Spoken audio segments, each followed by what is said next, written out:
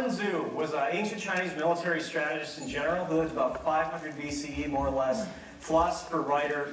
He's best known today in Western culture, especially for writing The Art of War. And The Art of War itself does have a lot of old ancient Chinese things with like chariots and bars of gold and stuff like that, but it also has a lot of profound Eastern insights on general competitive strategy and how to win at things.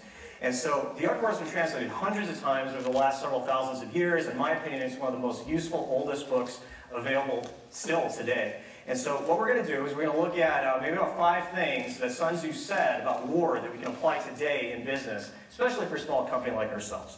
So Sun Tzu said that in war, you shouldn't be afraid to put your back against a wall once in a while, because when your back is against a wall, you're going to fight like you have never fought before. You're going to unite with your brothers and sisters because the only other option is essentially death. And so you're really going to bond together and be and just be awesome together. And so in business, we can't be afraid to challenge ourselves, to push ourselves a little bit harder, which maybe makes us a little bit uncomfortable, but builds camaraderie, because camaraderie comes in part from shared hardships. And of course, if we don't perform, go home, because there really isn't any long-term value in being mediocre. And just with war or sports or business or whatever, again, over the long term, there's no value in just being okay. That's not where long-term success comes from.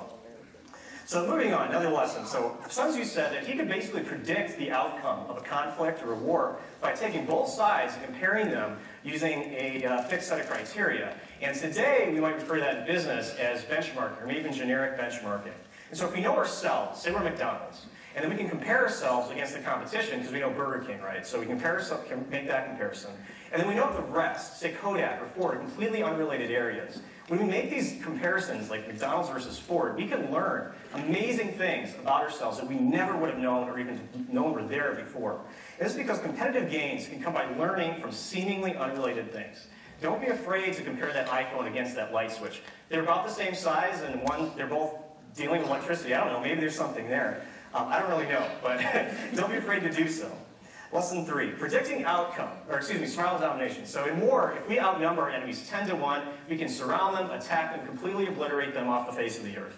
But if we're the people outnumbered, we don't have a choice but to divide the enemy into multiple parts and conquer each one individually. So if we're Walmart, we have billions of dollars that we can just go off in financial services. I didn't even know it had financial services unit, but apparently they do. But they can just throw billions of dollars at it and just completely obliterate everybody else. But if you're like me, when you have a small company, you can't afford to spend billions of dollars investing in different things. So we need to figure out what we want to be good at, focus on those things, and conquer them systematically, because that's how we're going to succeed. That's how we're going to move forward. And the purpose of all this being to win without fighting. For in war, we want to subdue the enemy. We want to capture their cities without bombing them, without completely destroying them, and we want to overthrow their power without putting a lot of money and effort into it. This might sound kind of familiar, because we've dealt with this in the real world quite a lot. But then in the business world, this also has a direct comparison, because we want to avoid unproductive conversations, acquire buildings and people and money and all these things. But at the same time, we don't want to put a lot of risk into that. We don't want to put a lot of our own money and time and effort into it. Superman. Superman could win in reality without ever fighting. All Superman has to do is he has to pick up the phone and say, hey, I'm thinking about showing up to this battle, so y'all might want to put your weapons down because I'm Superman. That's how it would work in reality. He doesn't have to fight. He just has to just call in. The Punisher. The Punisher is a man. He's just a man. And he wins because he's excellent at what he does. He identifies opportunities to apply those excellences, and he executes. He has to do this because he doesn't have that innate invincibility to him. He wins because he realizes that victory precedes battle. He's not going to go into a conflict without knowing how he's going to win it. Now, he might act kind of stupid at some times, but he knows that he can win before he ever goes into it. And in that way, he's invincible. So in business, we can apply these same concepts. If we build our businesses according to what we want to do, build competitive advantage, we identify opportunities to apply those advantages, also identify our weaknesses, and mitigate ourselves against those weaknesses. 100% of the time, we'll have success or acceptable failure.